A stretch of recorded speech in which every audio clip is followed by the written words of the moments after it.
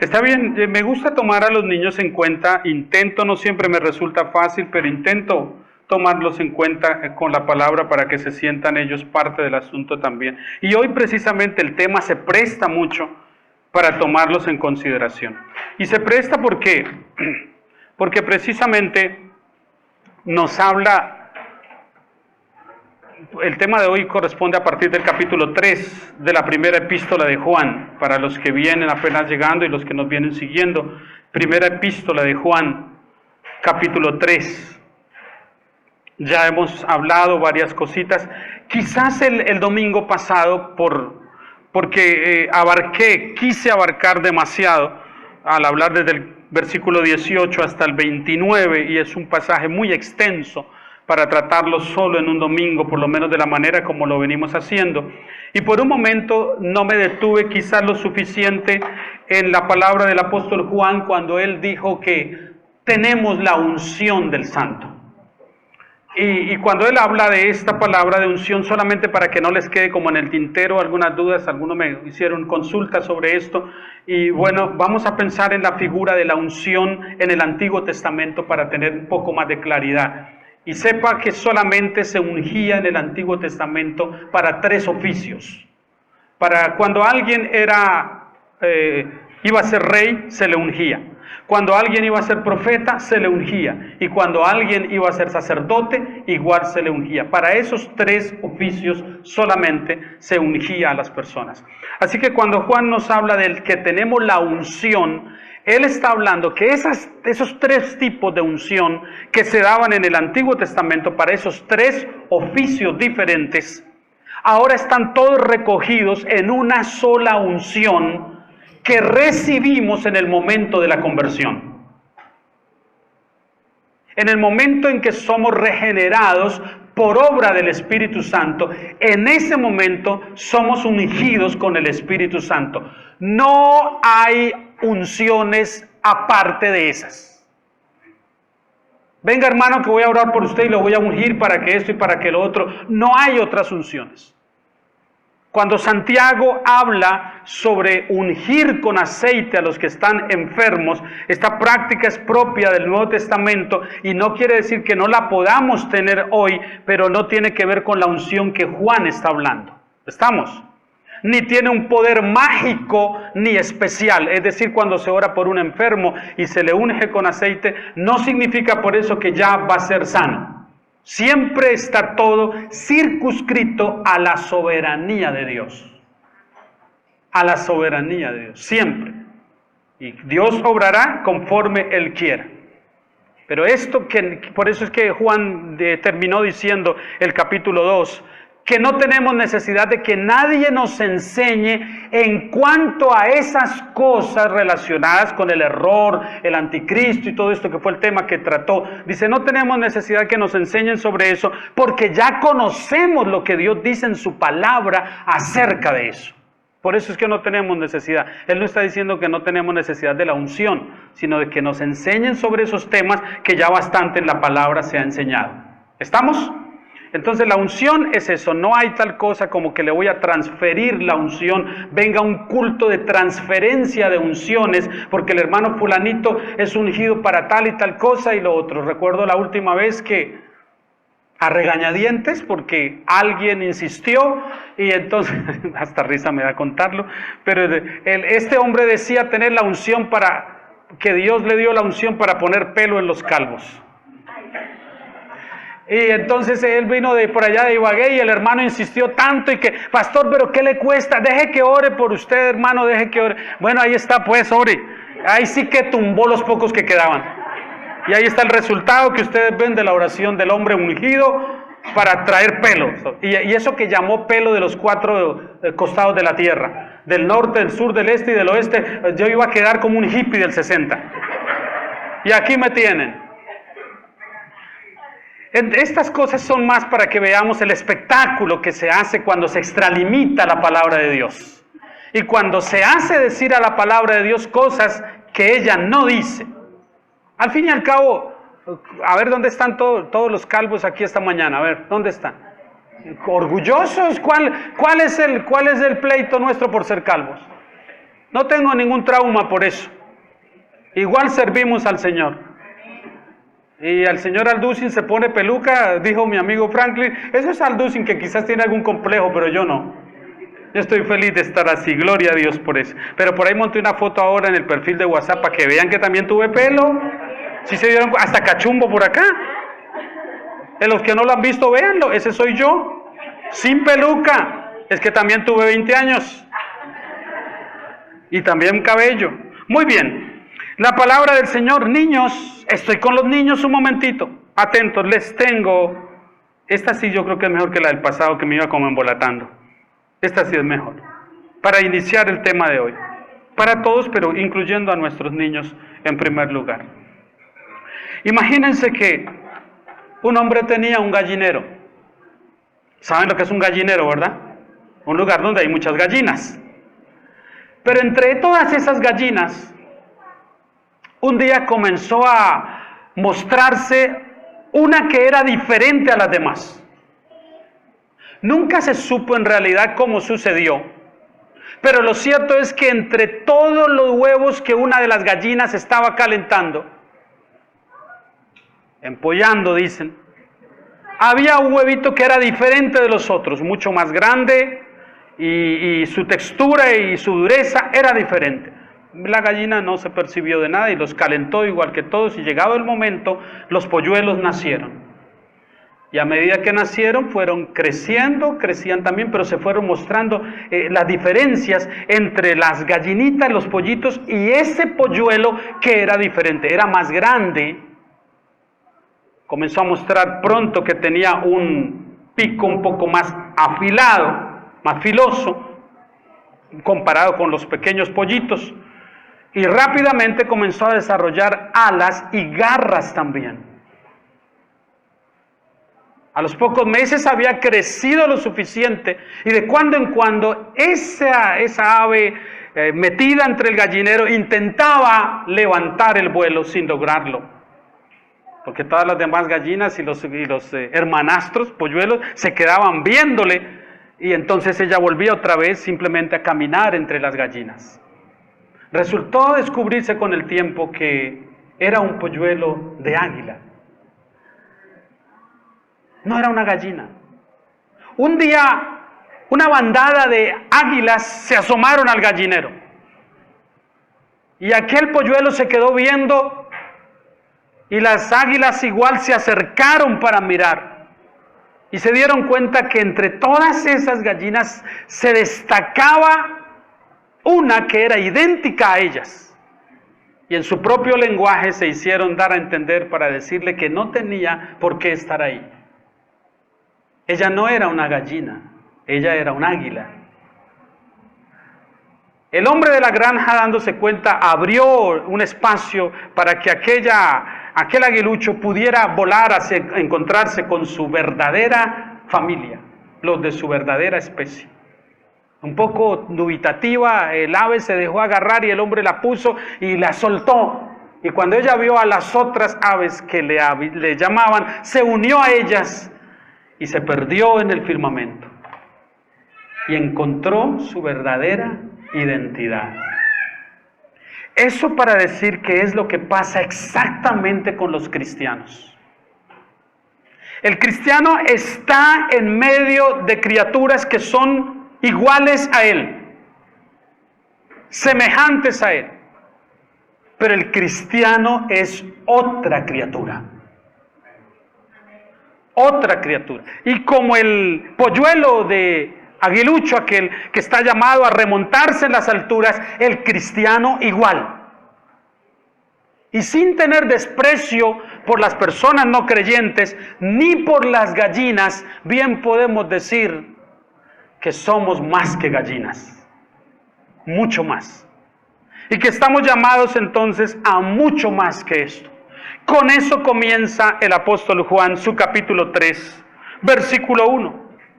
Mirad cuál amor nos ha dado el Padre, para que seamos llamados hijos de Dios. Por esto el mundo no nos conoce, porque no le conoció a Él. Amados, ahora somos hijos de Dios, y aún no se ha manifestado lo que hemos de ser. Pero sabemos que cuando Él se manifieste, seremos semejantes a Él, porque le veremos tal como Él es. Y todo aquel que tiene esta esperanza en Él, se purifica a sí mismo, así como Él es puro. Esta es la primera parte del tema que yo llamé el privilegio más grande del creyente. El privilegio más grande del creyente. ¿Sabe qué hubiera pasado si ese aguilucho jamás descubre que él no es una gallina? Seguro hubiera terminado en la olla del sancocho algún día. ¿Qué hubiera pasado con su vida si jamás aparecen las otras águilas de su propia especie, las aves, para decirle que no pertenecía ahí? Que él tenía otra naturaleza y que podía remontarse por los cielos tan alto como quisiera. ¿Qué hubiera pasado con ese aguilucho? Si hay algo que nosotros como cristianos deberíamos apreciar y nos tendría que causar lo que dice por ahí en un programa de televisión una de las jueces encargadas, ponernos la piel de gallina, es el no poder comprender la magnitud del amor de Dios. Es una lástima, y en ocasiones cuando hablamos sobre el amor de Dios, a menudo hago énfasis en esto, porque parece que muchas personas expresan mucha más emoción al saber que en efecto esa persona que ellos aman ahora le está diciendo que ella también les ama, y no cabe de la dicha. No duerme ni siquiera bien esa noche porque la persona que amaba ahora le dijo que ella también le ama. Es increíble. Me ama. Se perturba el sueño por eso. Y se idealizan las cosas de una manera, y hay tal satisfacción y gozo que algunos amantes creen que han agarrado el cielo con las dos manos. Me ama. Y es triste que tantos cristianos no experimenten el mismo gozo cuando saben que son objeto del amor de Dios. Que nos emocione más el ser correspondidos en el amor de un ser humano, que ser objeto del amor de Dios significa que algo está mal con nosotros. A nivel de nuestra comprensión, algo está muy mal. Juan nos dice, observen, miren, evalúen, dice él. Porque es que, mi hermano, eso de pertenecer a una familia distinguida, a un club muy importante de la ciudad, ser de esta nacionalidad o de aquella, eso es muy relevante hoy en día. Los latinos que van a los Estados Unidos en busca del sueño americano tienen como motivo de orgullo, después de ciertos años, poder exhibir el pasaporte azul que los identifique como ciudadanos de la potencia número 1. Ciudadanos americanos. Y yo mismo he oído y he hablado con colombianos que han adquirido la ciudadanía, que ahora muestran su pasaporte, dicen, soy ciudadano americano, y lo que me costó. Y exhiben con orgullo eso. Porque ahora no son ciudadanos, como nos consideran a los latinos, de tercera categoría, sino según ellos, de primera categoría. Aunque aplica el dicho que aunque el mono se vista de seda, mono se queda. Y sin importar que el pasaporte sea azul, si nació en Cúcuta, sigue siendo colombiano. Y eso no podrá cambiarlo. Pero el orgullo viene por eso, porque vivimos en un mundo así. en un mundo como ese, las familias distinguidas. Hemos visto los videos constantemente de las personas que dicen, ¿no sabe quién soy yo? Los apellidos más distinguidos en este país. Es que soy apellido Turbay. Es que soy apellido Santos.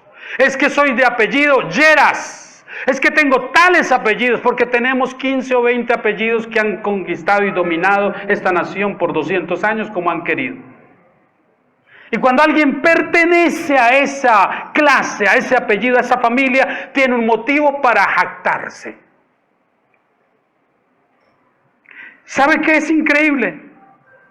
Que Dios mismo se siente más a gusto, más liberado de cualquier vergüenza al reconocernos a nosotros como sus hijos que nosotros al reconocernos como hijos de Él. Porque a muchos cristianos les da pena decir que son cristianos. Pero Dios no se avergüenza, dice la palabra, de llamarnos a nosotros sus hijos. Pero nosotros sí muchas veces de llamarlo a Él nuestro Padre. Qué ironía, ¿no? Si alguien tendría que sentir vergüenza de eso, sería Dios. Pero Él no se avergüenza de que nosotros seamos sus hijos. Consideremos un poquitito lo que nos dice Juan sobre el amor de Dios. Mire que primero nos dice, observen, hagan una mirada al móvil y al dador del amor. Esto es la grandeza del amor de Dios. Por algo será que cuando llegamos a nuestra edad adulta, cuando pasamos de los 70 a los 80, tendemos otra vez a volver a la infancia.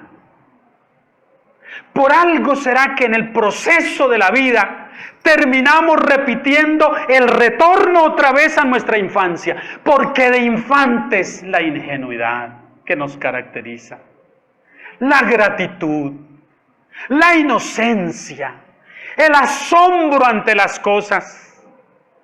Cuando yo era pequeño creía que cuando se prendía un radio habían diminutos hombres escondidos en ese transistor. Y estaba ya oyendo Calimán y Arandullo, decía, ¿cómo será? Están allá adentro, yo quería verlos. Esa inocencia se rompe cuando llegamos a la edad adulta. Pero cuando somos ancianos volvemos otra vez a lo mismo. Debe ser que Dios tiene previsto que magnifiquemos las cosas como lo hacíamos de niños. Yo tengo la dicha, como muchos de ustedes, de haber oído del Señor desde niño. Por eso todavía hoy cuando vuelvo a referirme al amor de Dios, o cuando, como pedía al hermano hoy, que cerráramos nuestra parte de la adoración cantando ese himno hermoso, dame a Cristo. Ese es el ruego mío y anhelo que sea el ruego de todos nosotros. Siempre, dame a Cristo, en todo, dame a Cristo. Porque nada más anhelo sino a Cristo. ¿Sabe, mi hermano? Cuando hablamos del amor de Dios, tendríamos que ponernos grifos. La piel tendría que ponerse de gallina. Dios es mi Padre. Dios me ama. Juan se detiene y comienza con la palabra mirad. Observen. Miren cómo los ama Dios. Miren de qué manera les ama Él. Y tal vez por eso hay dos coros de mi infancia. Uno muy pentecostal, que cantábamos desde niños. Desde la primera vez que a los 7, 8 años de edad me llevaron a una iglesia, ese fue el primero que escuché. Pero después de ese, el amor de Dios es maravilloso. Yo recuerdo que lo cantaba y trataba de pensar en eso, siendo un niño. Y nos ponían los maestros de escuela dominical a hacer la parte artística, teatral, los gestos con el cuerpo. Es maravilloso, es más ancho, es más alto, es más profundo, todo lo cantaba. Y nos metíamos en el asunto. Y experimentábamos eso. Y lo cantábamos y de pronto uno volvió a ver a algunos de los niños que estaban llorando cantando eso. Había tal ingenuidad y tal asombro por el amor de Dios que es increíble que ahora lo podamos cantar mientras miramos el celular. El amor de Dios es maravilloso. Uy, está el amor de Dios. Como quien reza el rosario allá en la Iglesia Católica. Sin inmutarnos, sin sentir que esto es una realidad. Y sabe, mi hermano, la verdad es que muchos creyentes viven una constante vida de derrota por este simple asunto. Ellos no se saben amados. Ellos no se sienten amados. Pero ¿sabe por qué? Porque no creen en el amor de Dios. Porque el amor de Dios no tiene usted que sentirlo plenamente para recibirlo. Yo sé que Dios me ama. ¿Y cómo lo sabe? Bueno, Él me lo mostró hace 2000 años. Yo miro hacia la cruz y yo sé cuánto me amó Dios. Así me amó Dios. De esa manera nos amó. Y creo que si en algo nosotros estamos en deuda para con Dios, es en las expresiones de amor que dimensionen, al menos en lo mínimo, la correspondencia que tenemos para con el amor que Él nos tiene. No que nos tuvo, sino que nos tiene constantemente. Porque el amor que nos manifestó en Cristo hace 2000 años atrás, nos lo expresa constantemente en el día a día. Y eso tendría que ser motivo para reflexión. Mire cómo dice Juan. Este amor nos lo dio el Padre. ¿Quiénes tienen a su Padre todavía? Pero quienes no tenemos a nuestro Padre. Quienes tuvimos un Padre amoroso. Un Padre responsable. Un Padre al que no había que decirle deje para el diario. Un Padre que estaba atento de nuestras necesidades y que con dificultades, siendo 14 hijos, a todos les suplía lo que necesitaban. Un Padre como es. Cuando ahora no lo tenemos, nos llenamos de nostalgia. Y claro que hay un vacío de papá. Lo recordamos. Recordamos sus palabras, recordamos detalles, recordamos gestos. Yo recuerdo las veces que me enfermé, pero una que tuve un accidente gravísimo, caí de un tercer piso y mi padre, creyendo que había muerto, lo único que decía al borde de mi cama esa noche era: hijo mío, si esto me hubiera pasado a mí y no a ti. ¿Quién ama de esa manera? Hoy en día muchos padres dicen: chino travieso, ¿por qué hizo eso? Y mi papá decía: si me hubiera pasado a mí, no a ti. Yo supe cuánto me amó mi padre. Aun cuando me reprendía, aun cuando me disciplinaba, yo sabía que me amaba. Me sentía amado. Y sé que no soy el único. Todos mis 13 hermanos pudimos experimentar el amor de nuestro padre y nuestra madre constantemente. Pero sabe, Juan está diciendo: no es el amor de papá, no es el amor del hermano, no es el amor de fulanito, es el amor del Padre Dios.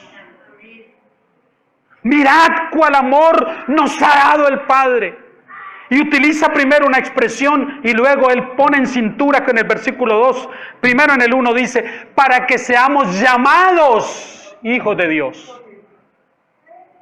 Pero no se queda ahí, porque más adelante nos confirma, dice: porque el mundo no le conoció. Amados, ahora somos hijos de Dios. Ya no es solo que somos llamados, sino como dice en el Evangelio de Juan, capítulo 1, versículo 12, ahora somos hechos hijos de Dios. Para que los que creen en su nombre sean hechos hijos de Dios. Yo no soy llamado hijo de Dios solamente, yo soy hijo de Dios. Esa es una realidad que no depende de usted ni de mí. Y si usted ya no tiene un padre, como es mi caso también, nos identificamos en que ya no tenemos un padre terrenal, pero sí tenemos padre. Sí tenemos un padre que si tuvimos un Padre terrenal bueno, cariñoso, amoroso, suplidor de todas las necesidades, nuestro Padre Celestial lo supera con creces. Lo supera inmensamente a ese Padre terrenal que tuvimos. Y esto Juan dice, observen, mírenlo, dimensionen el amor de Dios, porque no hay en este mundo con qué comparar el amor de Dios. ¿Cierto que hay amores? ¿Cierto que hay personas que llegan a nuestra vida y se quedan para siempre? ¿Cierto que hay personas que no podemos evitar amarlas? Tocan la puerta y cuando abrimos de pronto invadieron todo y se quedaron para siempre, aunque se hayan ido. Pero se quedaron ahí. Y esa clase de amores los vemos como amores que no pueden medirse. Pero ¿sabe cuán hermosos hayan sido? ¿Cuántos gratos recuerdos hayan dejado en nosotros? No son ni siquiera un pálido reflejo ante el amor de Dios. Ni siquiera eso. No se acercan en lo más mínimo al legítimo y auténtico amor de Dios. Y esto tendríamos que experimentarlo más a menudo y nuestra vida tendría que ser mucho más grata cuando consideramos la expresión del amor de Dios. Juan dice, Dios es el dador de ese amor. Un amor que por supuesto se experimentó, se expresó en Cristo cuando Él encarnó. Dios no dijo, mire que yo los amo, yo los quiero. Dijo, miren cómo los amo. Ustedes están condenados, pero no tienen por qué morir en condenación.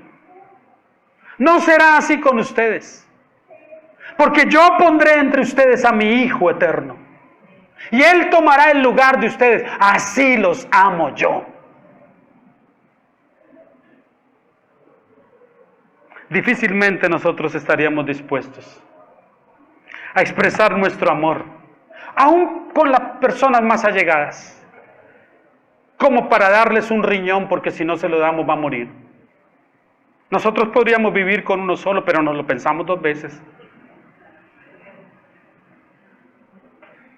Tiene que ser alguien, el hijo quizás, pero ya un hermano nos lo pensamos. Y un hermano en Cristo nos lo pensamos más, hasta para regalar 1 litro de sangre. Toca hacer maratónicas para eso. Y es curioso que todos tienen un pretexto. Cuando buscamos donación de sangre, la mayoría tienen un pretexto. Parecen testigos de Jehová. No, yo no, porque yo estoy yo porque tal cosa, yo porque tal otra, yo porque no sé qué. Y eso solo muestra la mezquindad y lo condicional que es nuestro amor. Es un amor humano. ¿Qué más se puede pedir? Pero el Señor no dijo eso. El Señor dijo, yo los amo tanto que no solo les voy a dar sangre, les voy a dar a mi Hijo completo, para que Él pague el precio que ustedes no pueden pagarme. Y para que tengan paz conmigo y puedan ser adoptados como hijos en mi Hijo Jesús, entonces yo les doy a mi Hijo. Y eso fue lo que hizo. Y ante eso nosotros tendríamos que estar agradecidos. Mire el versículo 2, la segunda parte. Y aún no se ha manifestado lo que hemos de ser. Pero sabemos que cuando se manifieste, seremos semejantes a Él, porque le veremos tal como Él es. Conocidos por Dios, pero desconocidos por el mundo. El mundo conoce a los suyos y Dios también a los suyos. El mundo llama a los suyos y Dios llama a los suyos. El mundo no nos reconoce. El día que el mundo quiera tener compañerismo con nosotros, posiblemente es porque nos volvimos como el mundo. Porque toda vez que nos mostremos como hijos de Dios, no vamos a ser reconocidos por el mundo. Vamos a ser más bien despreciados. Y así como rechazaron a Cristo, nos van a rechazar a nosotros.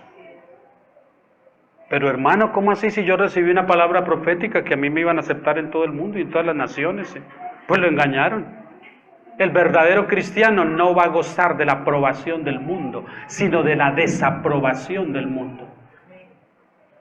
A menos que ese llamado cristiano termine haciéndose como del mundo. Es decir, que de la luz en la que está llamado a estar, ahora vaya otra vez a las tinieblas. Si es así, no hay ninguna diferencia. Y entonces estamos ante un caso ni siquiera atípico, sino ante un caso de uno que dice que es creyente, pero no lo es. Porque por supuesto ni siquiera el mundo ve ninguna cosa en él y lo tratan como un mundano más, porque eso es.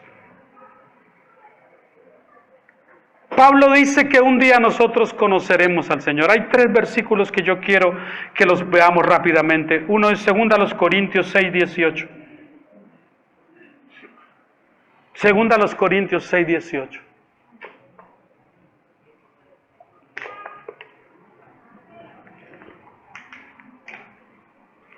Y seré para, Pablo está citando al profeta, y seré para vosotros por padre, y vosotros me seréis hijos e hijas, dice el Señor Todopoderoso.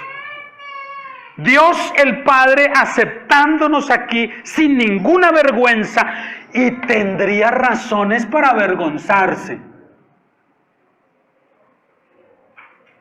¿Alguna vez usted se ha avergonzado porque uno de sus hijos le hizo una pataleta por ahí en el sitio menos indicado y usted sintió como vergüenza? No vergüenza porque sea su hijo, por lo que está haciendo.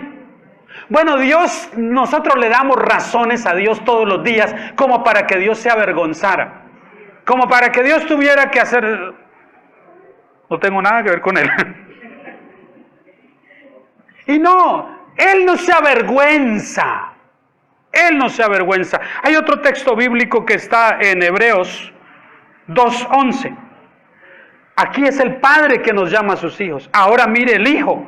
El Hijo nos llama a sus hermanos. Porque el que santifica y los que son santificados de uno son todos. Por lo cual no se avergüenza de llamarlos. ¿Quién está hablando? ¿De quién está hablando aquí? De Cristo. Él no se avergüenza de llamarnos a nosotros hermanos. Él es nuestro hermano mayor. Porque cuando el Padre nos adoptó como sus hijos, nos hizo hermanos de su Hijo, Jesús. Y Él es nuestro hermano mayor. Y Él que podría avergonzarse de nosotros, Él dice, no me avergüenzo de ti, eres mi hermano. Y sí, a veces te comportas un poco mal y haces pataletas y berrinches, pero eres mi hermano y soy tu hermano. Y no se avergüenza. Y por si fuera poco, el Espíritu Santo da testimonio a nuestro espíritu de que somos hijos de Dios. Romanos 6, 18.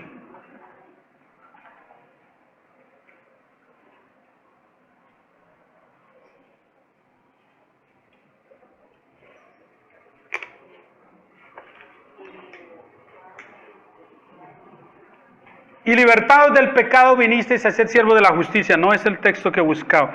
El 6:28, perdóneme, a ver si es 6:28 creo. El Espíritu da testimonio a nuestro espíritu, tomé mal la cita bíblica. Es el que da testimonio, sabe que es Romanos 6, a nuestro espíritu de que somos hijos de Dios. ¿Perdón? 8:16. 8:16 para que lo leamos.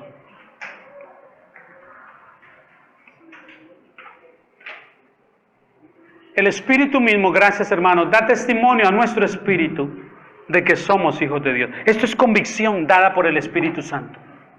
Es decir, cuando a alguien le preguntan, a un creyente verdadero, ¿es usted hijo de Dios? El titubeo no está en ese creyente. La duda. El pensárselo por un momento. Eso es como cuando usted le pregunta a un niño, a ver, ¿y cómo te has portado hoy? Y él hace, ya le dio una respuesta. Y lo que le está diciendo es, no estoy seguro de cómo me he portado, yo creo que mal. Porque es como cuando usted le preguntan el número de su cédula. Número de cédula. Y usted se lo piensa, a ver, un momento, ¿cómo que no sabe su número de cédula? Normalmente todos la sabemos. Normalmente. Y uno tiene que pensárselo mucho. Cuando uno se lo piensa, hay lugar para la duda. Algo está mal, ¿no? ¿Cómo que no recuerda su... ¿Cómo es que usted se llama? Yo me llamo, es que yo no me llamo a mí mismo, pero... Y mil disculpas, ¿no? No. Esas cosas tienen una respuesta rápida. Cuando uno le pregunta a un verdadero cristiano, ¿y usted es hijo de Dios? Sí, soy hijo de Dios. Sin orgullo, sin soberbia, con un enorme sentido de responsabilidad. Soy hijo de Dios. Ahora, ese ser hijo de Dios debería ser un motivo para que el creyente ante toda circunstancia viviese una vida más plena. Pero ¿por qué sufre el creyente siendo hijo de Dios? ¿Por qué sufre? Si mire lo que dice Juan, seremos como Cristo, veremos a Cristo cara a cara en su manifestación. Seremos como Él, le veremos a Él. Esas dos cosas tendrían que ser suficientes para que nosotros viviésemos siempre con gozo. Mi nombre está escrito en el libro de la vida desde la eternidad pasada. Soy hijo de Dios. Un día yo veré al Señor que me salvó. Estaré cara a cara ante Él. Caminaré por las calles de oro y por el mar de cristal. Estaré con Él y seré su consentido. Y eso tendría que ser motivo de gozo y de alegría. Pero esas cosas no nos alegran lo suficiente, porque las vemos tan lejos, tan ideales, que parece que en realidad no nos las creemos. Y por eso es que pasa lo siguiente del versículo 3. Y todo aquel que tiene esta esperanza en Él, ¿cuál esperanza? La esperanza que le verá, que le conocerá. ¿Qué le conocerá? Todo aquel que tiene esta esperanza en Él, ¿qué hace? Se purifica a sí mismo, así como Él es puro. ¡Wow! ¿Sabe, mi hermano? Esto nos lleva a lo que es la esfera de la responsabilidad del creyente. El creyente es una persona que es hijo de Dios, pero tiene una responsabilidad. La esperanza de verle cara a cara tiene que ser el aliciente continuo y poderoso para la pureza diaria. ¿Por qué vivo una vida de integridad y de pureza? Porque el Señor que me salvó es puro. Esa es la razón. Por esa razón yo vivo la vida como la vivo. No porque aspiro que con esta vida de moralidad muy alta el Señor se vea obligado a salvarme y llevarme al cielo. No. Sino porque cuando yo no merecía sino otra cosa más que la condenación, Él me transformó, me llamó para Él, me hizo una nueva criatura y ahora yo quiero vivir para Él como Él vive para mí. Es un asunto de correspondencia y quiero ser un buen hijo. No quiero dar razones a mi padre para que esté sintiéndose avergonzado de mí. Ahora, por supuesto aquí tenemos que clarificar una cosa. Pero si todos somos hijos de Dios, Dios es amor. ¿Han notado las personas dulces y tiernas que creen en el universalismo? Todos somos hijos de Dios, todos vamos a ir al cielo. Dios es tan bueno, Él es amor y paz. Parece como que saca el concepto del Dios hippie. Amor y paz, loco. No. Todo bien, nuestro Dios es amor. Nadie se va a perder. todos los seres humanos son criaturas de Dios, pero no todos son hijos de Dios. La selección está muy clara en la Escritura y podría citar muchos pasajes para eso, pero citaré solo uno. Mas a todos los que le recibieron, a los que creen en su nombre, a esos les dio la potestad de ser hechos hijos de Dios. Solo a esos. Aquí ya no son todos. Aquí ya no son todos. Criaturas, pero no hijos. ¿Sabe una cosa, hermano? Cuando usted lee toda la historia de Adán y Eva, usted se da cuenta que nosotros tenemos mayores bendiciones que las que tuvo Adán. Adán no fue llamado un hijo de Dios, sino una criatura de Dios. Y nosotros somos llamados hijos de Dios y hechos hijos de Dios. Y por eso tenemos que dimensionar el amor de Dios en toda su correspondencia, como debe ser. Un día, aunque usted no lo crea, más vale que lo comience a creer, usted y yo seremos como Jesús. Seremos como Él. Eso es lo que dice la palabra del Señor. Y en este proceso terrenal, el Señor nos está llevando por la práctica. Esta es una práctica nada más. Pero allí en la eternidad seremos como Él es en cuanto a su semejanza. No seremos en naturaleza y en carácter idénticos a Él, porque eso pasaría a decir que somos dioses como Él allí. Pero tendremos características y la semejanza de Él reunida en nosotros. Dice, seremos como Él. Y cuando seamos como Él, entonces podremos experimentar una cosa que claramente no la experimentamos aquí. La gloria del cielo. Y la gloria del cielo no es el mar de cristal, ni las calles de oro, ni las perlas preciosas, ni las mansiones que hay allí, ni los ángeles y arcángeles y querubines. No, la gloria del cielo es una persona y se llama Cristo. El cielo sería aburrido si Cristo no estuviera con toda y la belleza que hay allí, porque el cielo es Cristo y Cristo es el cielo. ¿Entiende? Y si en el cielo no estuviera el Señor ahora mismo, sería un lugar aburrido para todo el que va allí.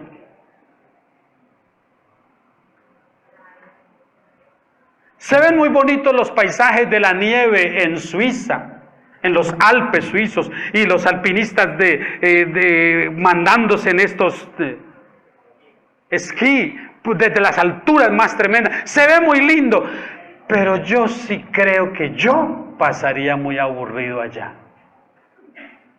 En primer lugar, porque el frío me deprime. Y el hielo ni se diga. Y tampoco sé pararme en esos aparatos y lanzarme de esas alturas. Y yo creo que a los 2 días pasaría lo de los caribeños que sueñan con ir a vivir al norte de Canadá, ya en la frontera con Alaska. Y llegan allá y comienzan a mandar fotos a todo el mundo. ¡Qué lindo la nieve! ¡Qué hermosa la nieve! 3 días, 4 días, 1 mes, 2 meses, ¡qué linda! Al tercer mes están hartos de la nieve. Y ya no mandan fotos ni nada. Nieve por todo lado, frío por todo lado. Estoy harto de este lugar. ¿No era lo que querían?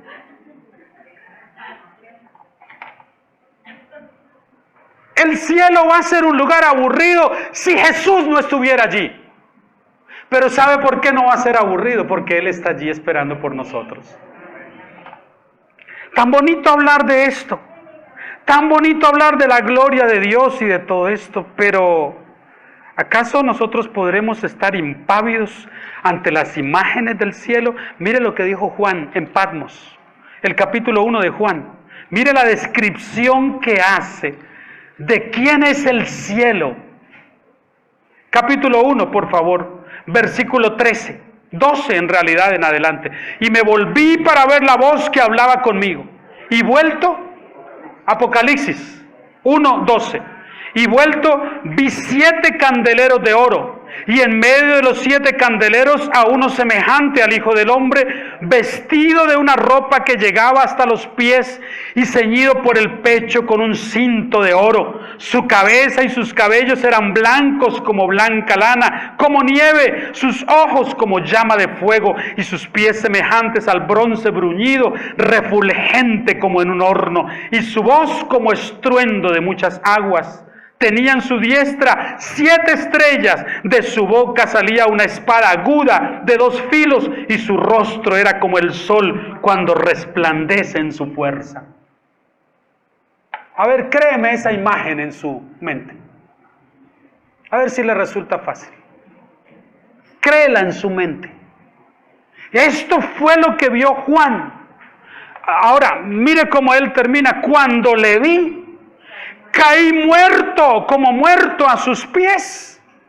Esto es lo mínimo que va a pasar con nosotros. Es por eso que me causa una enorme incredulidad y gracia oír a alguien desajustado, desadaptado mentalmente y espiritual y emocionalmente decir que estuvo en el interior del corazón de Jesús por 3 días.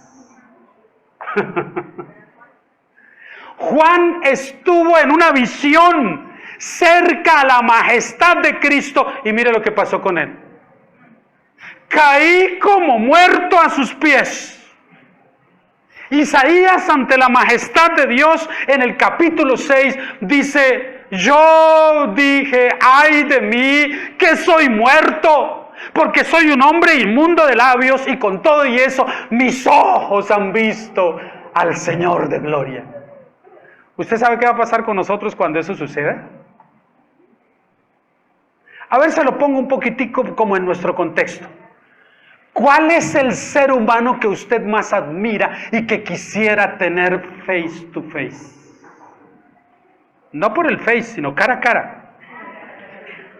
Rostro, que se quisiera sentar por un momento a tomar un café con esa persona.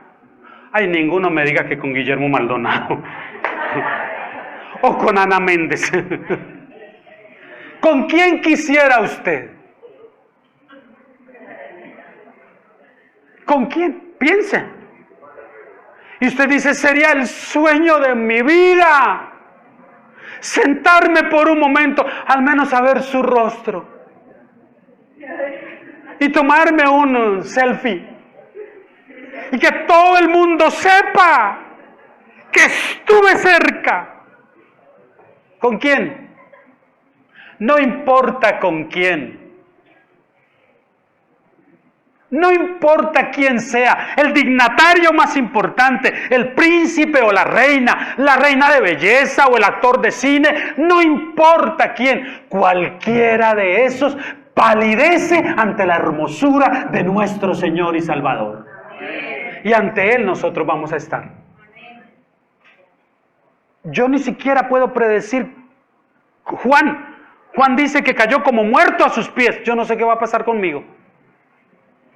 No lo sé. Pero usted se puede imaginar ver a alguien con esta descripción frente a mí y saber que es el mismísimo Hijo de Dios, el que en la cruz murió por mí, y estar yo frente a Él. Ah, no.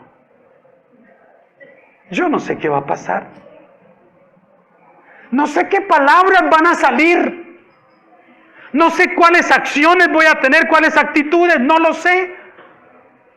Pero una cosa sé, voy a adorarle por 1000 años, por 2000, por 3000, por 4000 y por toda la eternidad sin cansarme.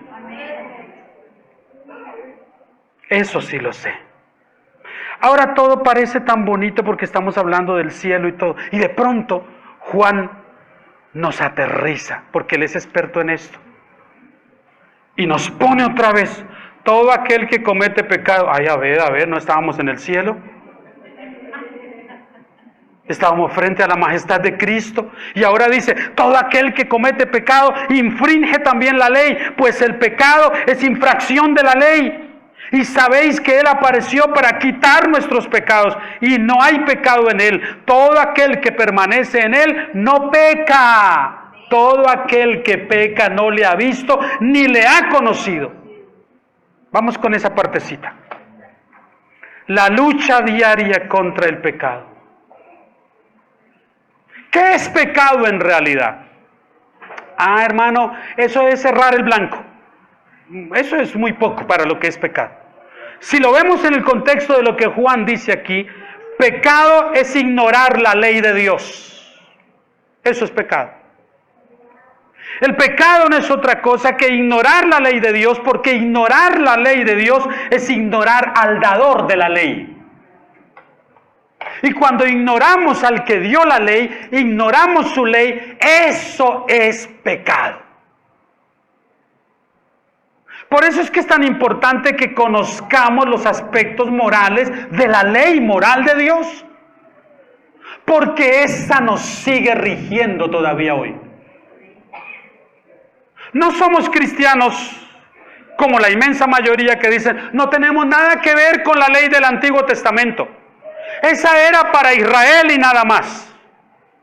Tenemos todo que ver con la ley de Dios. Todo que ver. Y la ley de Dios tiene que ver todo con nosotros. Por eso es que Juan lo dice aquí. Todo aquel que comete pecado infringe también la ley. ¿Sabe qué es lo que nos está costando a nosotros en la ciudad de Cúcuta? Con todo lo que están poniendo las cámaras para captar infracciones y todo. Y protestamos por eso. Ay, pero ahora cámaras por todo lado y aquello y lo otro. ¿Sabe para quién va a ser un problema eso? Para los que violan la ley. Para los que están acostumbrados a pasarse el semáforo en rojo. Para los que hacen giros indebidos todo el tiempo. Para los que no les importa eso, ahora no lo van a poder hacer. Y ellos están preocupados por eso, porque no van a poder salirse con la suya. Pero quienes estamos un poco más acostumbrados, no del todo, pero a vivir un poco más dentro de la ley, para nosotros eso no es malo. Eso es como cuando usted ve que hay un retén de la policía por allá adelante y usted viene en su carro, pero usted tiene todos sus papeles al día. Usted no disminuye la velocidad, usted pasa tranquilo, si acaso hasta baja el vidrio y casi que le dice a los agentes, a mí también páreme que tengo todo el día. Pero justo ese día le dice, no, siga, vaya que le falte algo. Y ese día lo detienen. Pero usted no tiene temor porque tiene sus papeles al día. Usted no infringió ninguna ley. Pero ¿para quién es la ley? Para el que la infringe. El que infringe la ley se somete entonces a las consecuencias de esa infracción. Es como tiene que ser.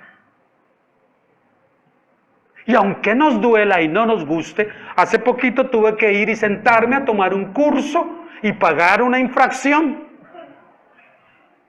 Porque venía de los patios de hacer una diligencia de tránsito precisamente y vengo descendiendo y yo veo que a 500 metros está un aviso que hay operativo, pero no dice que están ahí, sino los avisos fijos que hay de velocidad. Y yo comienzo a reducir la velocidad.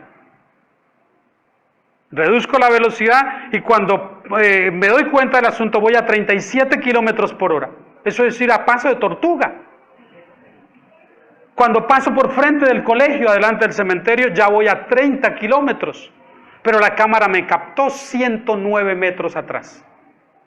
A 37 kilómetros por hora. Me hicieron una fotografía. Y ahí me llegó al correo electrónico. Y pasé un requerimiento y no hubo nada. Venga y pague. En tantos días o se le duplica. Y en lugar de pagar 450,000, pues es mejor pagar 220,000. Obviamente. Y tocó ir a hacer el curso.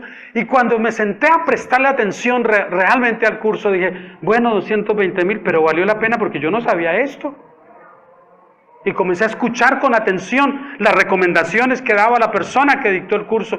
Y dije, bueno, yo no sabía que me podían hacer un parte ahora, si usted no lo sabe. Le puede salir una infracción por pisar la cebra en un semáforo en rojo. Si usted queda pisando la cebra y la cámara lo toma, le cobraron esa multa. Y esa multa vale 820,000 pesos.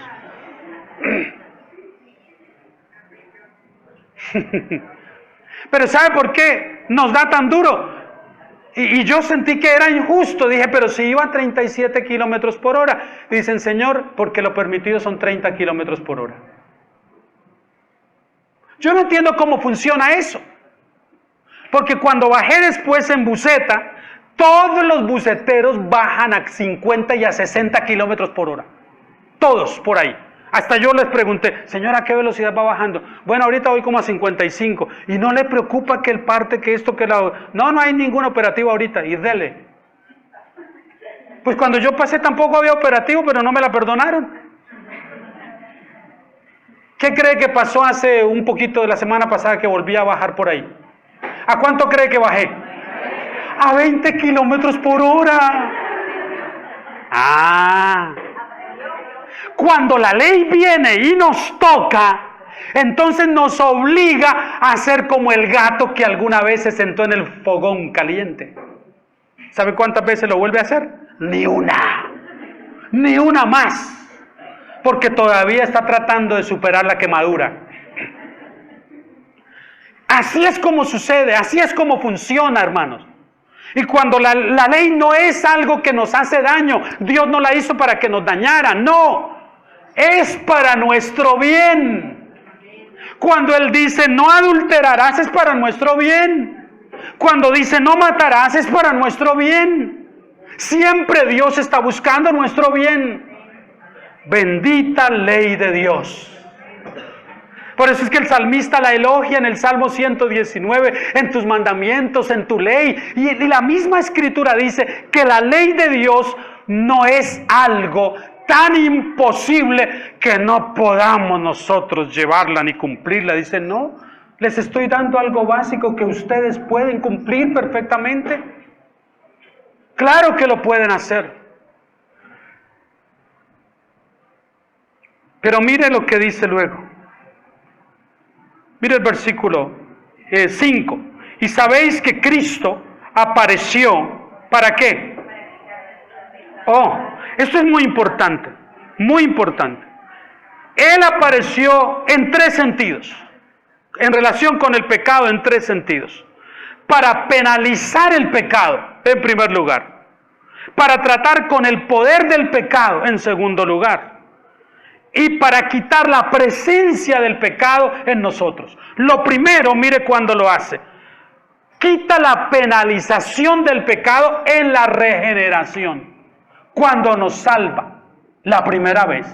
Ahí quita la pena del pecado sobre nosotros y nos declara justos. Pero luego quita el poder del pecado en la santificación. A medida que nos santifica, nos va haciendo que nos dé más gusto por la santidad de Dios que por el pecado. Y quita el poder del pecado en nosotros. Pero hacia el futuro retira la presencia del pecado en la glorificación. Los 3 estados: regeneración, santificación y glorificación. Juan parece hacer una provisión para decirnos que de cuando en cuando, algunas veces, algunos creyentes pecarán. Todo aquel que permanece en Él no peca. Mire, escúchese porque es muy importante. La clave para no pecar es permanecer. Todo aquel que permanece en Él no peca. No puede porque está permaneciendo en Cristo. ¿Cómo puede pecar y simultáneamente permanecer en Cristo? Para pecar tiene que salir de la esfera de permanencia. Eso es claro. Entonces, ¿por qué pecan y por qué pecamos algunos de nosotros? La ecuación es fácil. Porque salimos de la permanencia.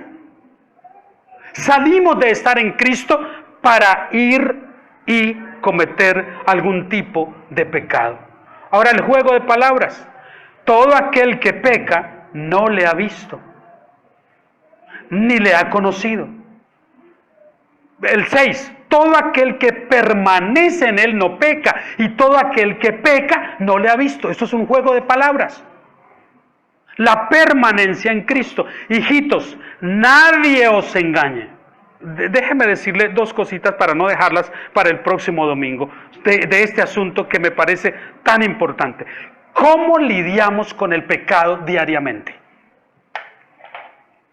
¿Cómo hacemos? No hay nada misterioso. Hermano, un seminario para saber cómo tratar con el pecado cotidiano, a $50 la entrada. 3 tips para retirarse del pecado cotidiano. No hay tal cosa.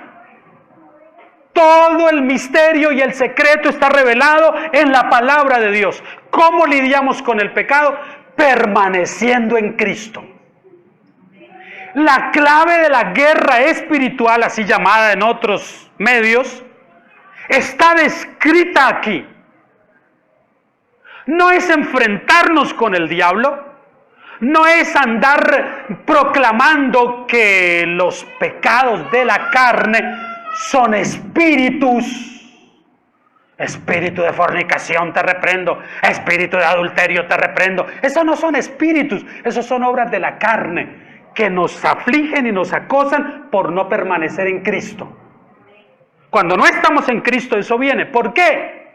Porque la misma palabra ya nos mostró que el Señor Jesús es nuestro hermano mayor. Ahora, si usted anda con su hermano mayor, frente a personas que normalmente tendían a hacerle mal, perdóneme por contarle mi propia experiencia, no conozco de otro caso, posiblemente de otro, pero yo sé lo que es eso. Cuando de niño en la escuela, solo por ser cristiano, a mí me hicieron bullying en la escuela. Que el término no se usaba en esa época es otra cosa, pero eso era bullying, por ser cristiano. Yo perdí 1 o 2 años de primaria por faltas a la escuela solo porque me perseguían por ser cristiano. Y había uno que comandó una pandillita que de cuando en cuando me daban unas zundas, que llegué moreteado y con la cabeza, con el rostro hinchado, porque me habían pegado entre 3 o 4 compañeros por ser evangélico. Evangélico pentecostal que no cree en la Virgen. Eso era el cuento, y con eso agarraban y me dieron duro más de uno. Y no había como hoy en día que usted puede ir y poner la queja. No, es de mala, usted es evangélico, ¿quién lo manda? Se lo ganó. Y recuerdo uno que se llamaba Felipe, un tipo que no era ni siquiera de la escuela, era vecino de la escuela en donde yo estudiaba. Y era el tipo malo de esa cuadra, muy grande comparado conmigo, que yo era un niño de 8 años. Un tipo grande ya. Tal vez 12, 15 años, pero para un niño de 8. Y él comandaba a unos 3 o 4 más de la escuela que vivían en ese vecindario donde él vivía. Y siempre lo recuerdo en 2 ocasiones que me hizo correr como alma que lleva a Cristo, para que no me agarraran y llegar a la casa desesperado. Ay, me iban a pegar, otra vez me iban a pegar. Y un día me agarró y me cercó entre otros más. Y me dieron una zunda. Y yo prometí no volver más a la escuela, no quería ir más a la escuela. Y mi hermano mayor se enteró. ¿Qué fue lo que pasó?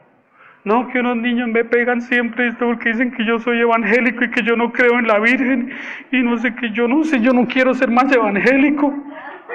Porque si ser evangélico significaba eso, yo no quería eso. Y mi hermano dijo, mañana voy por usted a la escuela. Tranquilo.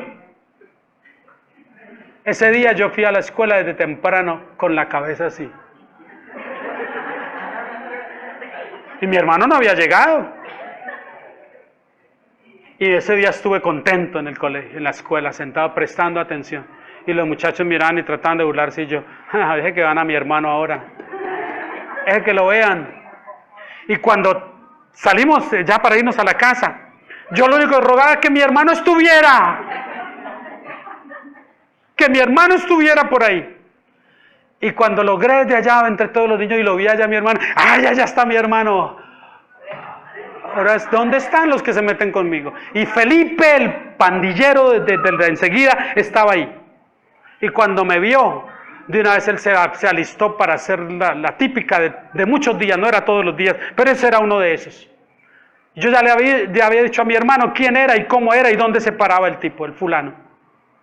Así que mi hermano vino, me miró a mí, luego lo miró a él, hizo una... y rapidito, mi hermano era peleador. Y se fue, cuando yo fui pasando, dijo, usted va a pasar justo por el lado del tal Felipe. Cuando esté pasando por ahí, yo lo vea que va hacia usted, déjemelo a mí. Y ahí pasé yo por el lado, que Felipe me viera. Pasé yo caminando muy tieso y muy majo allá. Y el Felipe se vino, ¡evangélico! Y ya me miró y yo llegué y le dije, ¿qué le pasó? Y cuando mi hermano dijo, el tipo que se me viene y mi hermano se le atraviesa y no lo dejó ni siquiera decir nada, ¡pah, pah, pah! Me agarró y le dio un par de bailados.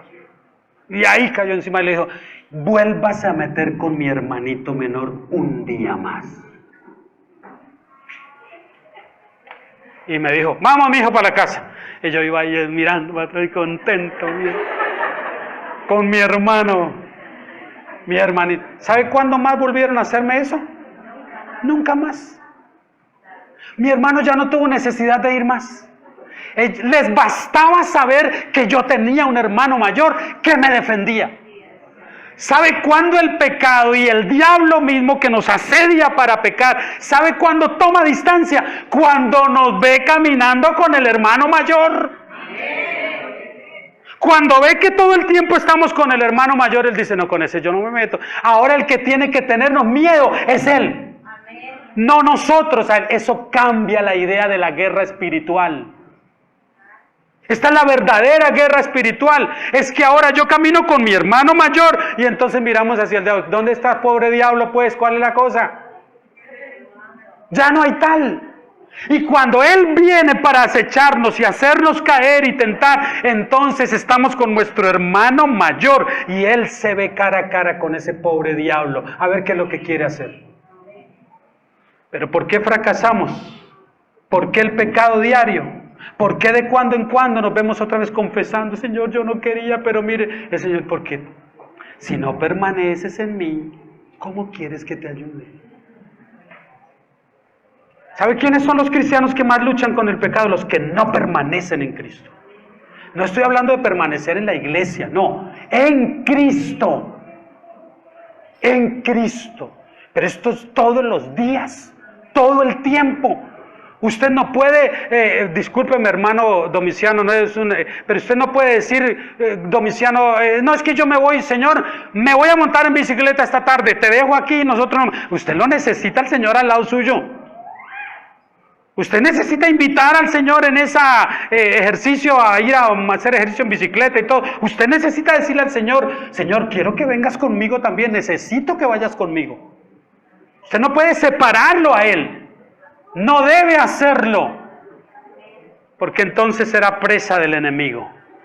Padre, gracias, es tu palabra, y tu palabra nos nutre, nos alimenta, nos desafía, y nos invita a la permanencia en ti. ¿Cuánto desgaste hemos tenido luchando con el diablo y batallando contra el pecado? Y resulta que hemos fracasado porque hemos peleado mal. Siempre hemos creído que la manera es esta, pero nos salimos de la cobertura tuya, dejamos de permanecer en ti y entonces estamos propensos a cualquier clase de pecado.